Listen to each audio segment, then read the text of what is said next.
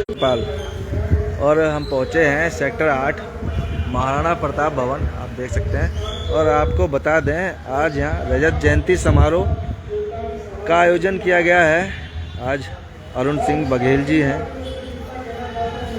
जिनके आज 25 वर्ष पूर्व हुए हैं पुस्तिका को, और पत्रिका विमोचन कार्यक्रम का आयोजन किया है। यहाँ तमाम संस्थान के लोग यहाँ पहुँचे हैं और आप देख सकते हैं, दिखाएंगे अंदर आपको अलग अलग जगह से, अलग अलग संस्थाओं से काफ़ी मात्रा में लोग यहाँ पहुँचे हैं, ये देख सकते हैं। और आज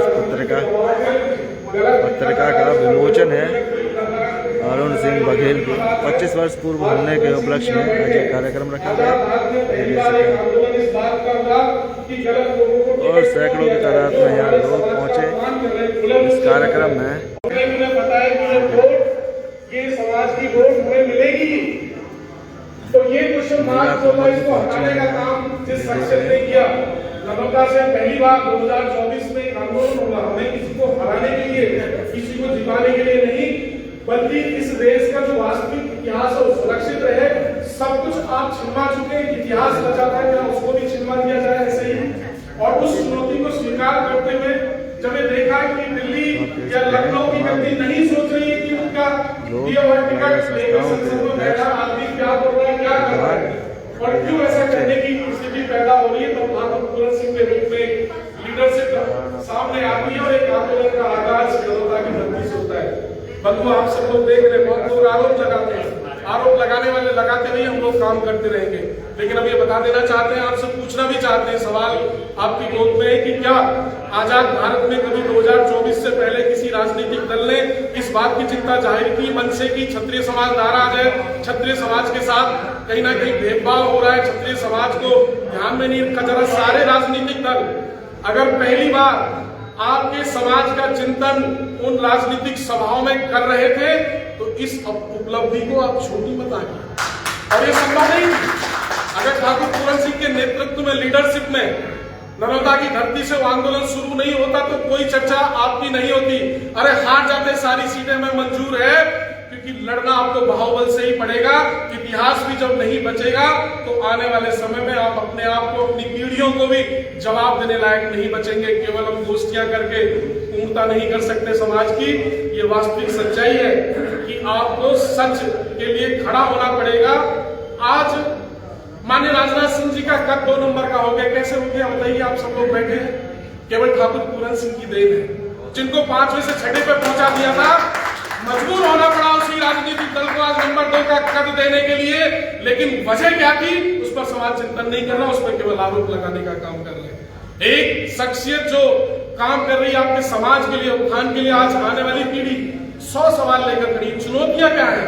चुनौती ये है कि उत्तर प्रदेश में सीलिंग आते आते 62.5 बीघे पर आपको छोड़ा गया, लेकिन आज वो 62.5 बीघे भी लगभग 70% हमारी नई युवा पीढ़ी बेच दे रही है।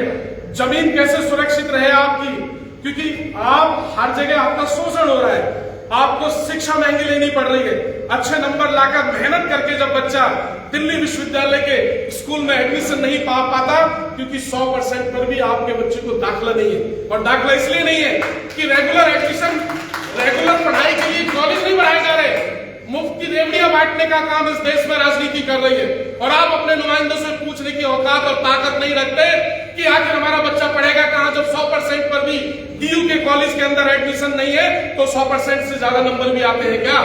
और नहीं है तो क्यों नहीं है? क्यों नहीं कॉलेज बढ़ाए जा रहे? या रेगुलर एडमिशन तक नहीं मिल रहा, पढ़ ही नहीं पाएंगे तो क्या करेंगे? हर काम के लिए जमीन आप बेच दे रहे हैं। आपके सामने चुनौती है कि अच्छी शिक्षा कैसे मिले, इसको कैसे स्वीकार किया जाएगा। हमारे सामने चुनौती है कि हम क्षत्रिय राजपूत, हमारी पहचान कैसे सुरक्षित हो, इसके लिए हमारा कोई प्रतिनिधि संसद और विधानसभा में बोलने के लिए तैयार नहीं। हमारे सामने चुनौती है कि हमारे गांव का जो पहचान जो कैसे रहे, हमारे क्षेत्र की पहचान सुरक्षित कैसे रहे। हमारे महापुरुषों ने जो बलिदान दिया, सोशल मीडिया है, आज एक एक बात गूगल के अंदर सामने आ गई है। अब सच को ज्यादा दिन छुपाया नहीं जा सकता, लेकिन देश की राजनीति आपके महाराणा प्रताप को भी आज सांप्रदायिक कह रही है। भारत की संसद में फोटो नहीं लगा सकते, उनकी जयंती पर आपका कोई प्रतिनिधि सार्वजनिक रूप से शामिल नहीं हो सकता, ये आपके लिए चुनौती। ये सारी चुनौतियां हैं और इन चुनौतियों को हमें स्वीकार करना चाहिए और कहीं ना कहीं इनसे लड़ने के लिए और इनका रास्ता, इनका निदान निकालने के लिए प्रयासरत रहना चाहिए। केवल हम लोग कार्यशाला कर लें, भाषण दे लें, उनसे काम नहीं हो रहा है। लेकिन जो लोग काम कर रहे हैं, आज अगर ठाकुर पूरन सिंह के नेतृत्व में एक लीडरशिप काम कर रही है समाज के लिए, बेबाक तरीके से बोलकर समाज के हर विषय को हम लोग उठा रहे हैं और जितना हम लोग समाज के बीच जाकर काम कर रहे हैं। मैं दुर्भाग्य से लेट पहुंचा हूं, कल हम प्रयागराज थे, माता शीतला के दर्शन करने कौशाम्बी गए। ट्रेन कामाख्या जो आनंद विहार आती है उसको चलना था 11 बजे प्रयागराज से, लेकिन 3:30 बजे प्रयागराज पहुंची और अभी वो लगभग 1:30 बजे आनंद विहार पहुंची, जहां से हम लोग मैं आपके बीच में आ पाया हूं। लेकिन प्रयागराज में हम लोगों ने कुंभ में भी 40 टेंट होटल का निर्माण हमारे अभय प्रताप जी और अवधेश चौहान जी मिलकर कर रहे हैं। आप में से कोई 14 तारीख से महाकुंभ शुरू हो रहा है, 14 जनवरी से आप लोग पहुंचेंगे तो वहां पे अपने 40 बेड की व्यवस्था अपने आगंतुकों को ठहरने के लिए महाकुंभ में की है। जब नंबर शेयर कर देंगे तो वहां पर इसका संचालन करेंगे। तो संक्षेप में ये कहते हुए कि ये तय कर लीजिए, बहुत सारे चेहरे हमारे समाज के पुरोधा तो बने हुए हैं, लेकिन ना उनके चरित्र समाज जैसे हैं, ना उन्होंने शादियां समाज के बीच में की है, ना उनके काम समाज के अनुकूल है, ना उनके चलन समाज के अनुकूल है, ना उनका सोना समाज के अनुकूल है, ना उनका चलना समाज के अनुकूल है। लेकिन उनको मालाएं पहनाकर हम भी गदगद हो जाते हैं, उनको मुख्य अतिथि बना लेते हैं, लेकिन जो काम कर रहे हैं समाज के लिए रात दिन हम उन्हें पहचान नहीं पा रहे। इसलिए भी हमारा समाज का उत्थान नहीं हो पा रहा, इसलिए हमारी आवाज संसद और विधानसभा से नहीं उठ पा रही। आने वाले समय में राजनीति पर कमान संभालनी पड़ेगी, अपने बीच से ऐसे लोगों को विधानसभा संसद में जरूर पहुंचाना पड़ेगा, क्योंकि हर समस्या की जो चाबी है वो राजनीति है। और राजनीति जब तक आपके पक्ष में नहीं खड़ी होगी देश की, या राजनीतिक व्यक्ति सदन में आपके पक्ष, आपकी पीड़ा को नहीं रखेगा। अब आप सोचिए, एक महापुरुष की प्रतिमा लगनी है रोहिणी के अंदर, आपके सदन में बैठे विधानसभा में 112 लोग, आपके माननीय मुख्यमंत्री जी भी हैं और एक लोक दल का विधायक पैर नहीं करता उस प्रतिमा को लगवाने के लिए। शर्म आनी चाहिए हमारे ऐसे विधायकों को कि लोक दल का विधायक चिल्ला रहा है सदन में, आपकी बात को रखना चाह रहा है और आपके 112 विधायक साहस नहीं जुटा पाते। फिर इनको माला किस लिए, क्यों इन्हें चीफ गेस्ट बनाया जाता है, क्यों समाज के बीच लाया जाता है? केवल आप इन्हें माला बनाते रहोगे और कब तक और क्यों? ठाकुर पूरन सिंह 20 बीघे जमीन को जोत कर रात दिन आपके लिए लड़ता रहेगा और उनकी बात का अनुसरण हम नहीं करेंगे, केवल लक्ष्यदार भाषण देकर यहाँ चले जाए। दिल्ली देहरादून पर कट लेना है तो ठाकुर पूरन सिंह चाहिए। आज किसानों की समस्या का समाधान कराना है तो ठाकुर पूरन सिंह चाहिए। समाज के बीच कहीं संघर्ष पैदा हो रहा है और माला पहनानी है, मुख्य अतिथि बनाना है, केवल मालाओं से सजाना, तो ऐसे व्यक्तियों को लाते हैं जो केवल लक्ष्यदार भाषण तो देना जानते हैं, लेकिन कभी समाज के बीच जाकर उन्होंने आज तक समाज के भलाई के लिए काम नहीं किया जमीन पर। इसलिए जरूरत है कि हम लोगों को पहचाने, हम ऐसे लोगों का नेतृत्व दें, ऐसे लोगों को आगे बढ़ाएं और ऐसे लोगों को ही बुलाएं जो वास्तव में समाज के अनुकूल उनका चरित्र है, उनका जीवन शैली है, उनका कार्य व्यवहार है और जो कहते हैं उसको करने पर अमल भी करते हैं। इसका भी हमें विश्लेषण करना जरूरी है। बाकी आप सब लोग समझदार बैठे, भाषण की जरूरत नहीं है। अपेक्षा करते हैं कि जो नींव रखी थी हम लोगों ने 2004 में साटा-84 धौलाना के अंदर महाराणा प्रताप जयंती के रूप में, वो उत्तर भारत में पहुंची है। आज सरकार या राजनीतिक दल भले ही ना सही, लेकिन पूरे विश्व में आपके महापुरुषों का आज डंका बज रहा है और सब लोग उनका अध्ययन कर रहे हैं, उनको पढ़ रहे हैं। और आने वाले समय में हर समाज का व्यक्ति जुबान से बोलेगा कि राजपुताना का जो बलिदान है उसके आगे नतमस्तक है, उससे बड़ा बलिदान पूरे दुनिया में कोई नहीं। बहुत बहुत धन्यवाद। बहुत बहुत धन्यवाद राणा साहब आपका, और धन्यवाद पूरन सिंह जी अध्यक्ष का, क्योंकि इन्होंने अपनी टीम में सारे ओजस्वी और युवा नेता साथ में जोड़े हैं जो बहुत ही अपनी बात को अच्छे ढंग से रखना चाहते हैं और रखना भी चाहिए। हाथ का अगर मिलता नहीं है तो छीनना पड़ता है और वो छीनने की ताकत होनी चाहिए। ताकत तो राजपूतों में थी, लेकिन ये हमारा बिखराव था कि जिससे ये सीट हमारे से दूर होती चली गई है। अभी भी कुछ नहीं बिगड़ रहा है। भाई राणा साहब ने जैसे कहा, आज भी हमें इकट्ठा होने की जरूरत है और इकट्ठा एक उंगली 2 मिली सारी मुकला बन जाता है और अब भरने की जरूरत है। मैं अभी हमारे बीच माता शक्ति बहन मीरा तोमर जी बीच बैठी है, मैं चाहूंगा आप हो गए हैं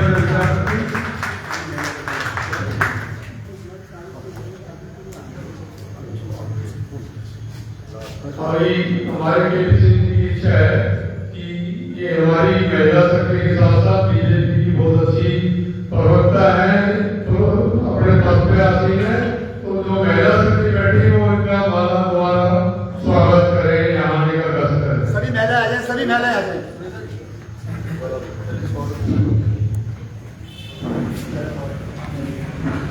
तो आप देख पा रहे हैं मीरा तोमर यहाँ पहुँची और मालाओं से उनका भी स्वागत किया जा रहा है। रजत जयंती समारोह है जहाँ 25 वर्ष पूर्व होने पर त्रिनेत्र बिंदु पत्रिका के 25 वर्ष पूर्व होने पर आज पत्रिका विमोचन कार्यक्रम का आयोजन किया गया था महाराणा प्रताप भवन में सेक्टर 8 में। और देख सकते हैं कई संस्थाओं के लोग यहाँ पहुँचे, पदाधिकारी यहाँ पहुँचे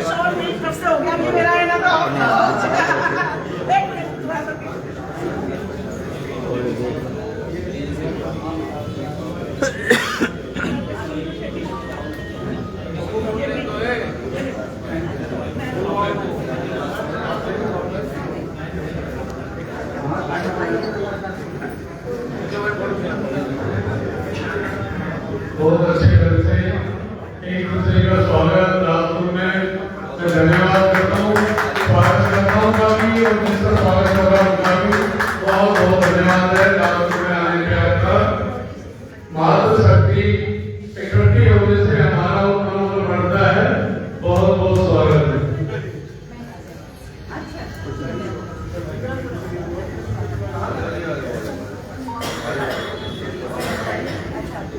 सभी का मैं ध्यान करते हैं कि हमारी आखिरी वक्ता है हमारी बहन जी, और इसके बाद एक 4 भजन हमारे जो सोचा के जो है समापन करेंगे गा करके जो है, उसके बाद पुस्तक का विमोचन हो जाएगा तुरंत ही, इससे पर उठे ना।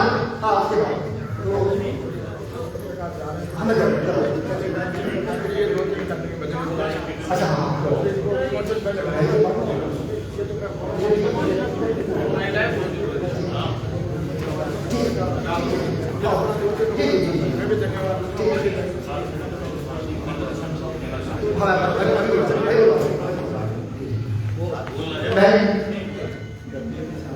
क्या बात जगदीश साहब भाग में आए हैं, उनका बहुत बहुत स्वागत करते हैं। स्टेज पर आ जाए, उनका स्वागत करें। भैया बहनी आपके पास लगी है, इनका मैं परिचय करा दूं। आपके पुत्र भी और आपकी पुत्रवधू भी IAS अधिकारी हैं।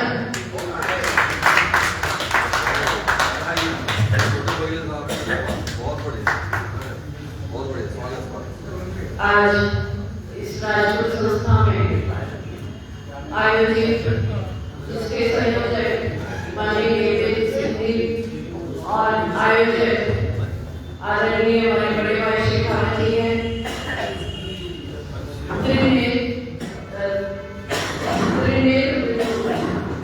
पत्रिका जो माननीय सिंह जी चलाते हैं, उसके रजत जयंती समारोह में अलग अलग प्रांतों से आए हुए जो भी आदरणीय बंधु और भगिनी हैं, मैं उन सबका यहाँ आने पर अभिनंदन करती हूँ, स्वागत करती हूँ, और मेरे अपने फरीदाबाद क्षेत्र के सभी बंधुओं को मैं हृदय से नमन करती हूँ।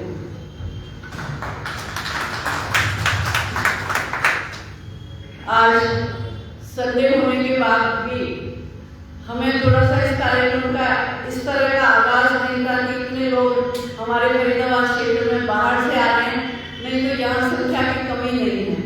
जब भी हमारा क्षत्रिय समाज का प्रोग्राम होता है तो ये और जगह नहीं मिलती, बाहर तक लोग आए हुए रहते हैं। तो कहीं ना कहीं हम लोगों की सूचना की या कार्यक्रम की जानकारी कम रही, इस वजह से संख्या उतनी नहीं रह पाई। मैं अभी काफी देर से अपने आदरणीय क्षत्रिय बंधुओं को समाज की चिंतन के लिए और वो समाज के उत्थान के लिए क्या क्या कार्य कर रहे हैं, सबके बारे में सुन रही थी। ये बात सच है कि कहीं ना कहीं हरियाणा में मैं उत्तर प्रदेश में ऐसी परिस्थितियां नहीं है, लेकिन हरियाणा में हम कहीं ना कहीं बहुत पिछड़े हुए हैं। हमारी संख्या, अगर हम ये कहें कि हरियाणा में क्षत्रियों की संख्या 8% है, तो हमको 8% की भी भागीदारी राजनीतिक क्षेत्र में नहीं दी जा रही है। इस चीज का हम लोगों को अंदर से कष्ट भी है। अभी हाल ही में पीछे हरियाणा में चुनाव हुए, हरियाणा में गुर्जर समाज और राजपूत समाज लगभग बराबर की संख्या में, तो राजपूतों को मात्र 3 सीटें दी गई और गुर्जर समाज को 5 सीटें दी गई। तो हमें ऐसी क्या कमी रही कि वे हमें 2 सीटों की कमी छोड़ दी गई? तो ये विचार का विषय है और हम सब लोगों को इसके बारे में, भविष्य के बारे में चिंता करनी होगी कि अगर इसी तरह से राजनीतिक दल क्षत्रियों को इग्नोर करते रहे, उनको उनका सम्मान उनकी संख्या के हिसाब से नहीं मिला, तो एक दिन जैसे भाषाएं धीरे धीरे लुप्त होती जा रही हैं, इसी तरह से हरियाणा में तो कम से कम क्षत्रियों को बिल्कुल पीछे किया जाएगा। तो अपनी आवाज हमको खुद बनना है और अपनी आवाज उठानी है। इस बार जब पहले तो एक सीट दी गई थी, फिर जब सबने प्रेस कॉन्फ्रेंस की, मीटिंग्स की जगह जगह पे, तब हमें जाकर के 2 सीटें और मिली, जिसमें कि एक सीट निश्चित रूप से हमें हारने के लिए दी गई। मोहम्मद क्षेत्र में जहाँ पे 70% मुस्लिम हैं, वहाँ पे हमको एक सीट दी गई। तो मैं चलो राजपूतों की खाना पूर्ति की जा रही है, वहाँ से लड़ो। लेकिन फिर भी मैं ये कहूँगी कि 3 में से हम 2 सीटों पर विजय रहे, तो अब देखिए कि हमारे विजय की रेशो क्या है। हमें अगर और 2 सीटें मिलती तो हम और 2 सीटें निकाल देते, एक मुस्लिम बहुल्य क्षेत्र की सीट के अलावा। तो अपने अस्तित्व को हमें पहचानना होगा, आगे बढ़ाना होगा, अपने बच्चों को निश्चित रूप से शिक्षा देनी होगी। और समाज में बेटे और बेटी में ज्यादा अंतर नहीं रह गया है, ये हम देख भी रहे हैं और मान भी रहे हैं।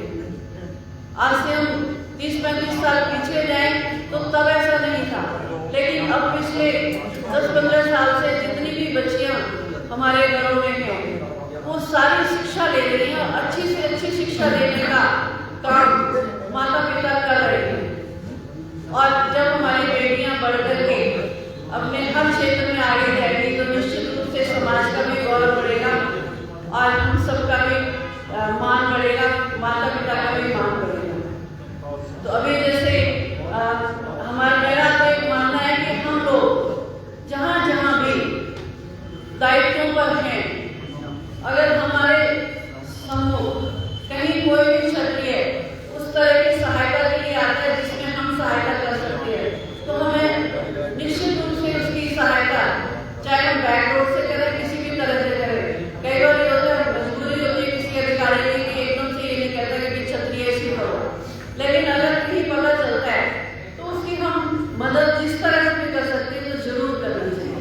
चाहे किसी भी स्तर के अधिकारी हों, कहीं भी हों, कंपनी में भी हों, तब भी अगर हमें पता चलता है कि कोई हमारा अपना समाज का व्यक्ति है, हम उसको आगे कर सकते हैं तो जरूर बढ़ेंगे। धीरे धीरे एक दूसरे की सहायता करेंगे तो समाज बढ़ेगा। आज मैं आदरणीय केपीसीसी को, जिन्होंने रजत जयंती का समारोह यहाँ पर रखा, उसके लिए बहुत बहुत उनका स्वागत करती हूँ, अभिनंदन करती हूँ। और एक बार अपने माननीय शेखावत जी के, जिन्होंने इस कार्यक्रम का आयोजन किया, उसके लिए भी उनका बहुत बहुत धन्यवाद करती हूँ। जय हिंद, जय भारत।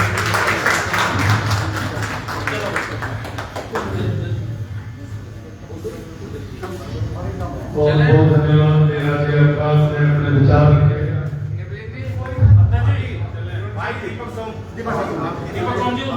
एक सेकंड पत्रकार मौजूद रहे, इसलिए एक बार विमोचन करवा देते हैं आपके खिलाफ का। अभी तो हमारे जो राजपुर के अध्यक्ष हैं, वो भी अपने विचार रखेंगे, 1-2 सदस्य लोग हैं, वो भी अपने विचार रखेंगे। आपका परिवार है, आपका घर है, आप जब तक अच्छे से अपने विचार ले गए हैं, वो आपके सुनेंगे। ये जो 25 साल पूरे हो गए पत्रिका का विमोचन के लिए जो सज्जन आए हैं, आदरणीय गोरख सिंह जी, लाल बहादुर सिंह जी, श्रीमती सुनीता सिंह जी, कुंवर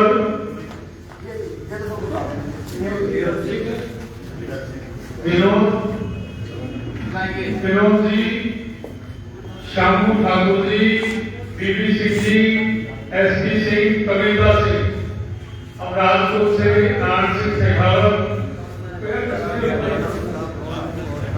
नारायण सिंह शेखावत, धर्म सिंह शेखावत, MS शेखावत, OPS चौहान, 25 वर्षों पूरे हो गए हैं और SS चौहान, करण सिंह कंवर, संजीव ठाकुर, ललित राणा जी,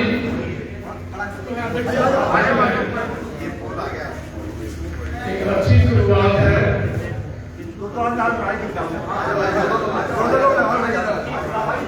संजीव चौहान,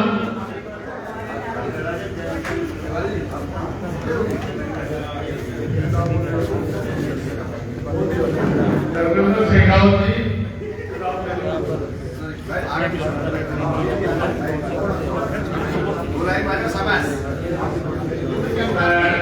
नीरज नंबर जी, आप भी आए। ये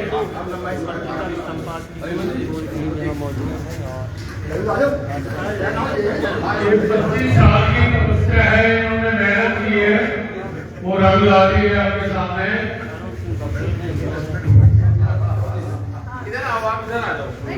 वो पूरी पढ़ लो।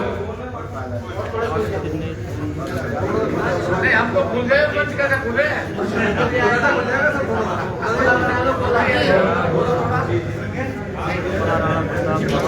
तो आप देख रहे हैं पत्रिका का विमोचन त्रिनेत्र बिंदु और अरुण सिंह बघेल संपादक इसके 25 पार्ट 1 पार्ट 2 कर दो।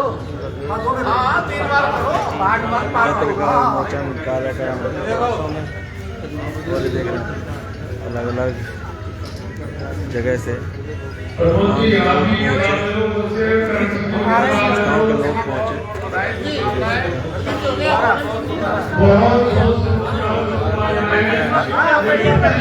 देखिए बहुत अच्छा पुस्तक जो है वो ज्ञान का भंडार है, अंधेरे को दूर करके रोशनी की ओर ले जाने वाला पुस्तक का नाम है।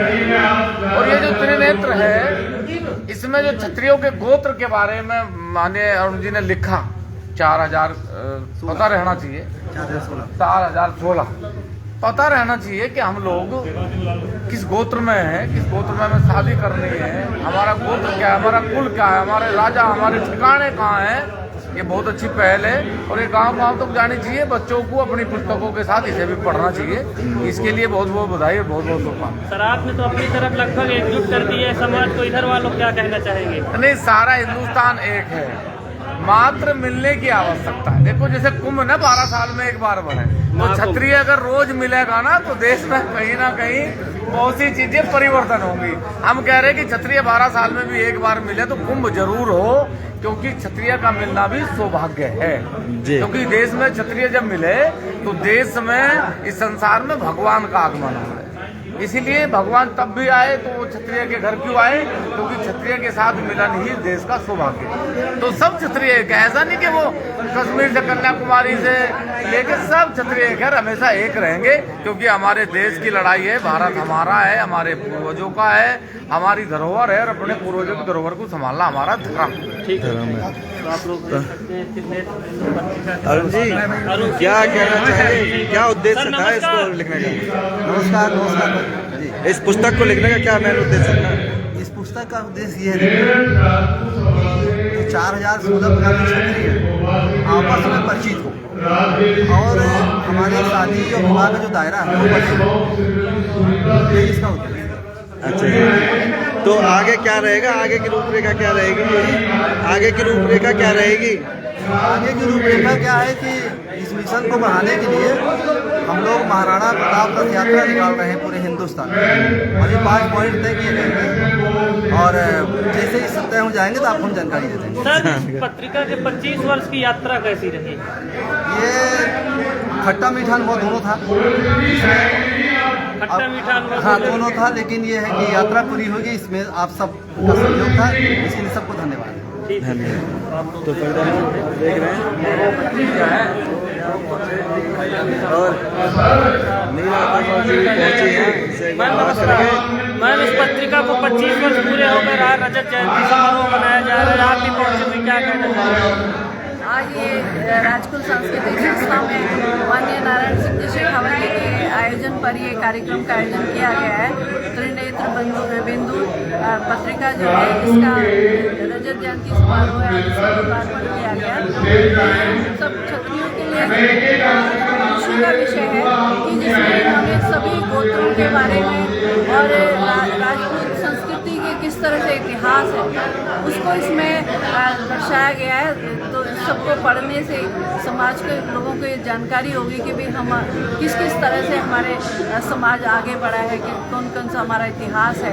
तो ये आगे आने वाली पीढ़ियों के लिए एक बहुत ही अच्छा विषय है और हम माननीय KP सिंह जी को इस कार्य के लिए बहुत बहुत साधुवाद देते हैं और उनका यहाँ आकर के उन्होंने इस कार्यक्रम को संपन्न किया, इसके लिए हम उनका हृदय से धन्यवाद करते हैं। मैम, फरीदाबाद में निगम के चुनाव भी आने वाले हैं और मेयर की सीट महिलाओं के लिए आरक्षित हो गई, क्या दावेदारी करेंगी आप? देखिए, मैं भारतीय जनता पार्टी की 1994 में पहले नगर निगम की पार्षद रही वार्ड नंबर 5 से।